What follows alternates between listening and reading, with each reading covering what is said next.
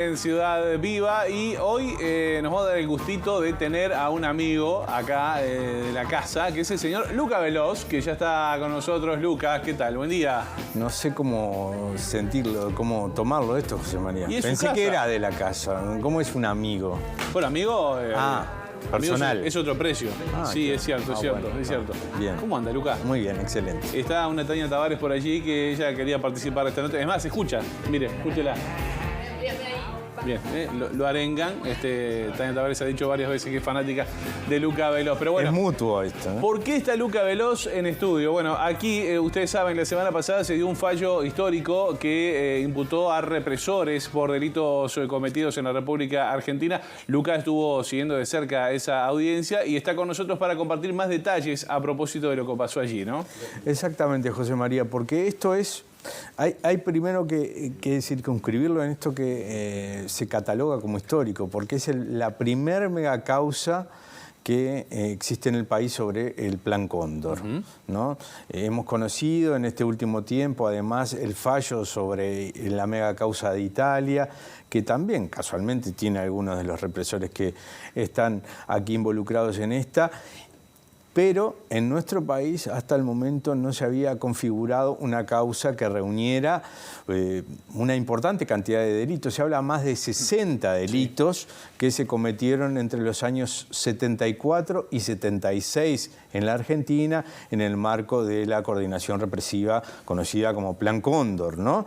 Y lo particular, además de esta causa, lo decía el fiscal Ricardo Percival, el fiscal especializado en delitos de lesa humanidad, que es la primera vez, además, que se juzga por a los imputados por autoría material de los hechos, que hasta el momento, y era uno de los recursos que había tenido la defensa de estos imputados, bueno, se los había juzgado por otra configuración del delito, autoría intelectual, pero no que habían estado en el lugar de los hechos. Lucas, estamos hablando, vamos a reiterarlo, porque bueno, si bien lo informamos en su momento a través de Noticias también acá. Sí, lo seguimos en vivo, ¿no? Estuvimos en vivo exactamente allí. Estamos hablando de José Araba, Ernesto Ramas, Jorge Pajarito Silveira y el ex policía Ricardo Medina, ¿no? Exactamente. Y en esta fue una audiencia de las primeras, además que sigue por este nuevo código del proceso, ¿no? Además de ser la primera, fue una audiencia pública, tuvieron acceso los familiares y las víctimas, también los periodistas pudimos seguirlo, de hecho, hay que decirlo, MBD Noticias y este equipo fue el que estuvo durante toda la jornada, ¿no? Porque hay que reconocer el trabajo de los compañeros, de Mauricio Pérez, de Mariana Abreu, que estuvieron ahí también siguiendo el caso, de los compañeros camarógrafos, también el Rodri que estuvo temprano.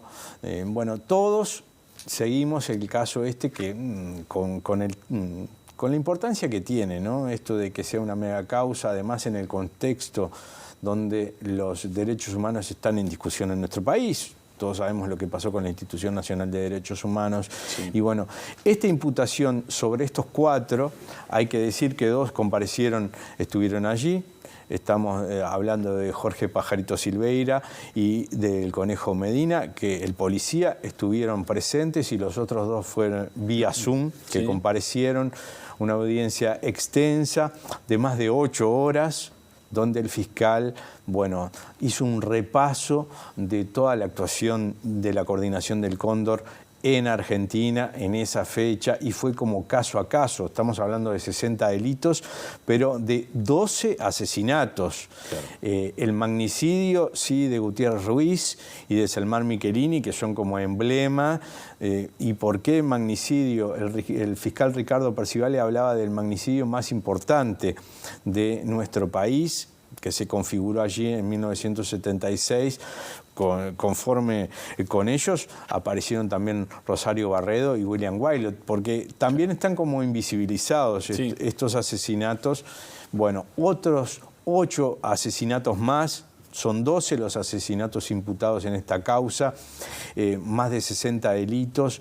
Una de las particularidades que tuvo también este juicio, que tuvo la presencia, decíamos, de las víctimas, y bueno, allí estaban, por ejemplo, los hijos de Selman Michelini, Cecilia, Marcos y Rafael, que estuvieron allí compareciendo, y el abogado de estas familias, también la hija, sí, Magdalena Gutiérrez, de Héctor Gutiérrez Ruiz, su hermano Facundo. Estuvo Benjamín Liberov también. Benjamín Liberov, porque además tuvo una instancia, este juicio, donde las víctimas y los abogados de las víctimas se presentan, todos en el inicio de la audiencia se presentan, y fue muy especial cuando, bueno, tanto los Michelini, pero sobre todo Benjamín Liberov dijo, bueno, yo soy el hijo de Liberov, desaparecido en la Argentina, y estoy aquí para defender a mi padre, para representar a mi padre. La nieta de Héctor Gutiérrez Ruiz, Manuela Gutiérrez, que también estuvo participando allí de esta audiencia, fue como muy emotivo. Gabriela Schroeder ha estado aquí en el piso muchas veces contando su historia. Esa historia que decíamos quedó un poco invisibilizada con Michelini y Gutiérrez Ruiz. Bueno, también el secuestro de ella. Una de las particularidades que tuvo este juicio, porque la defensa, reiteramos, de los represores señalaban que ya había sido cosa juzgada. Bueno, Gabriela Schroeder se encargó de establecer claramente que su secuestro había quedado en segundo plano, y que esta era la primera vez que se juzgaba en nuestro país. Y una particularidad que se dio allí en este entorno, porque estaban las víctimas, estaban los represores, y en ningún momento hubo un acto de... ¿Hubo algún ida y vuelta? No, de parte de las víctimas no. Ajá. En el alegato del fiscal Percivale, que fue muy potente, fue muy largo, que repasó cada uno de los crímenes, además separados por...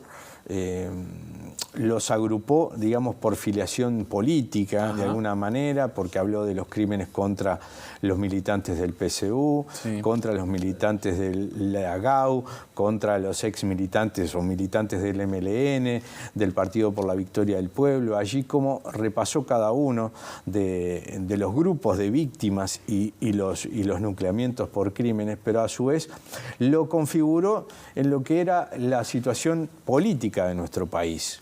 Porque decía en el alegato Percivale, y después seguramente en estos días vamos a tener acceso a los audios porque es una audiencia pública, que en 1976 la interna del gobierno de la dictadura cívico-militar estaba partida. Había una línea a partir de Beck Villegas, que fue ministro de Economía, que buscaba una salida a esa dictadura, y que, bueno, las elecciones estaban programadas para 1976 y por tanto hubo una línea allí en el gobierno de facto que intentaba salir. Y como respuesta a eso, a esa movida hacia la salida democrática, es que la otra línea más dura y que buscaba perpetrar el statu quo de la represión, decía Percivale, y por eso relató de cómo se quedaban con determinados botines cuando iban a hacer los allanamientos, se quedaban con los bienes claramente de Selman Michelini, también de Wilson Ferreira, pero de todos los que fueron secuestrados, de todas las víctimas. Entonces decía Percivale, configuró esto como una movida política dentro de la interna de la dictadura para perpetuar, digo bien, el régimen, y perpetuar sobre todo esto de las rapiñas, el statu quo. Allí se produjo como uno de los episodios que se dio en la crónica de esta audiencia. Eso te iba a preguntar, si se habían vivido algún momento de tensión, incluso se lo preguntábamos a Percivale el otro día, porque claro, vos decías una audiencia muy extensa, minuciosa, caso a caso, detalle por detalle, decías ahí que, bueno, los familiares no increparon de alguna manera, no tuvieron interacción con estos represores, ahora, pero sí los represores en algún momento se vieron molestos, sobre todo con el tema rapiñas. Exactamente, porque en esto que estaba configurando el alegato Percivale, y hablaba de esto, de las rapiñas, de cómo se quedaban con los botines de guerra, Jorge Pajarito Silveira se levantó y dijo: yo me retiro porque no puedo permitir que se diga que el ejército tuvo actos de robo.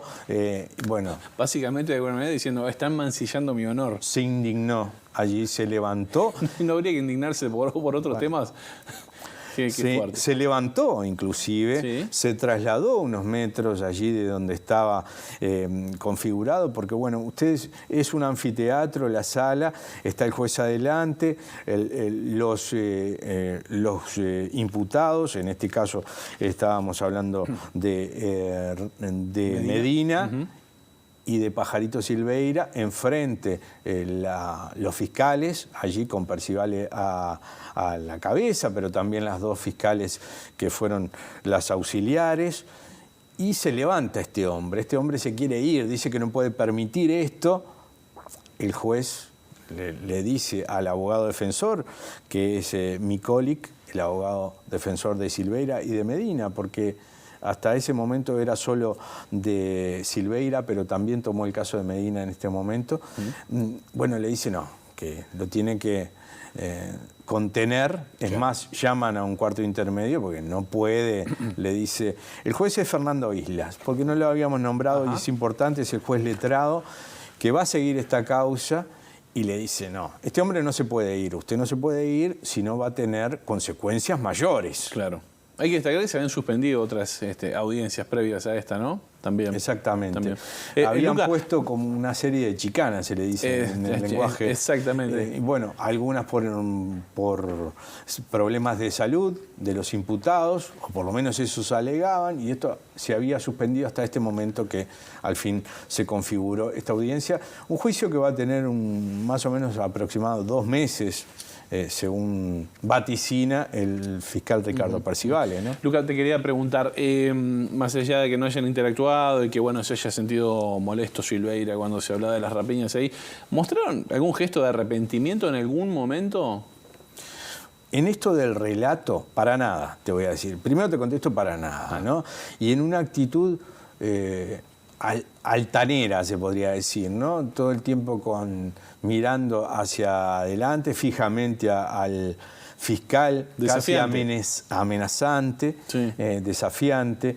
También hacia las víctimas, cuando se presentaron, miraba de reojo, sobre todo Silveira. Y en un momento del alegato del fiscal Percivale, cuando va relatando cómo el secuestro y asesinato de Selman Michelini y Héctor Gutiérrez Ruiz, cómo se salva Wilson Ferreira Aldunate porque le avisan, justamente cuando secuestran a los otros 2 legisladores, le avisan a Wilson Ferreira Aldunate y él se va del lugar donde estaba. Pero en ese momento, cuando inclusive el fiscal relata que a Michelini los represores le dijeron: te llegó la hora, ¿no? En ese momento es que Ricardo Medina hace un gesto como que no podía ser, que era una mentira todo eso. Sin palabras, pero sí. En todo su lenguaje corporal. Exacto. Iba planteado en ese caso, y en otros momentos también hacía que no con la cabeza, también en una actitud desafiante hacia Fiscalía, que se mantuvo así incólume. Y además el fiscal Percivale lo que resaltó, y sobre todo cuando se dio ese episodio de las rapiñas, es que él se ajustaba a derecho, y todos estas imputaciones, este raconto de los hechos fue en base a sentencias previas de otros juicios, en base a investigaciones que hizo la justicia de nuestro país y la justicia argentina, además de investigaciones periodísticas que estuvieron fundamentadas.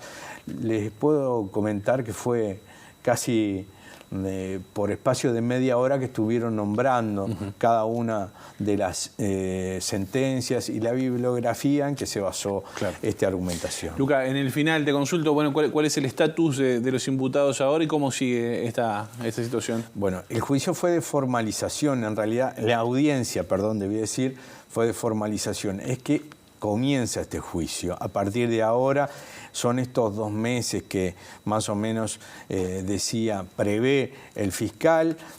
Hay una instancia para que la defensa, el doctor Micolic, en el caso de Medina y Silveira, en el caso de Ramas lo defiende Graciela Figueredo, la doctora Graciela Figueredo, y en el caso de Arab lo defiende su hija, Estela Arab. Además, Ricardo Arab es muy importante en esta causa porque es quien más imputaciones tiene, claro, más asesinatos tiene de los 4 imputados. Qué locura, ¿eh? Bueno, Luca, muy completo el informe, muchas gracias y bueno, lo esperamos más seguido acá. Seguramente por piso, tengamos la semana que viene los audios y ahí capaz que podemos compartir de esta audiencia que es pública. Una cosita al final, José María. Una cuestión que el fiscal Percivali se lamentaba y que también los abogados de las víctimas es que si esta audiencia es pública, ¿por qué no se puede ver? ¿Por qué no puede haber imágenes de los imputados y cómo interaccionan allí? También por esto que señalábamos del nivel de ciudadanía de las víctimas, que no tuvieron ningún tipo de reacción. Entonces, también sería una muestra de civismo y una educación para las futuras generaciones, cómo se da este abrir juicio. La cancha. ¿Eso quién lo define, el juez? La audiencia es pública, pero no está establecido. Solo el audio se puede pasar. Solo el audio. Bueno, bien. Vamos a consultarlo también a ver qué pasa para próximas. Luca, un placer. Por favor. Hacemos una pausa. Ya seguimos en Ciudad